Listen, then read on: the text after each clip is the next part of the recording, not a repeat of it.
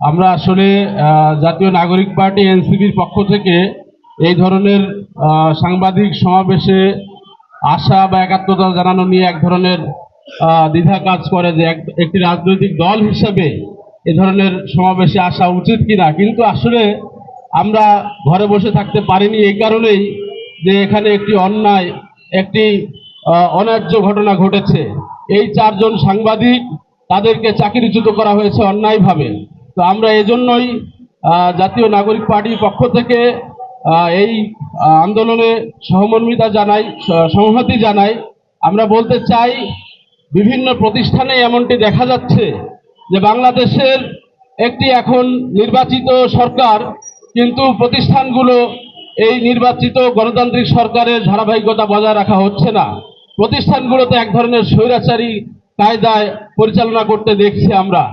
এনসিপির পক্ষ থেকে আমরা এ ধরনের ঘটনার নিন্দা জানাই। আমরা বলতে চাই যে আমাদের যারা গণতান্ত্রিক সরকারের বিভিন্ন পর্যায়ে রয়েছেন, তারা যেন এই বিষয়গুলো গুরুত্ব সহকারে দেখেন।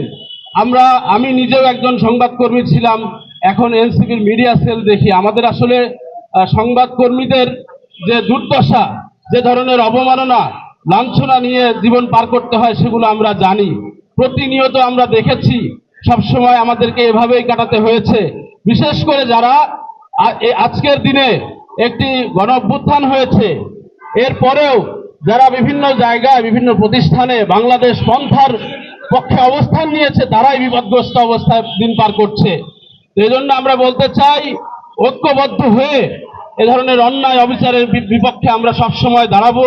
আমরা বলতে চাই, দ্রুত যেন এই চার সাংবাদিক ভাইকে চাকরি ফিরিয়ে দেওয়া হয় এবং সসম্মানে তাদেরকে তাদের কর্মক্ষেত্রে ফেরার ব্যবস্থা করা হয়। ধন্যবাদ সবাইকে।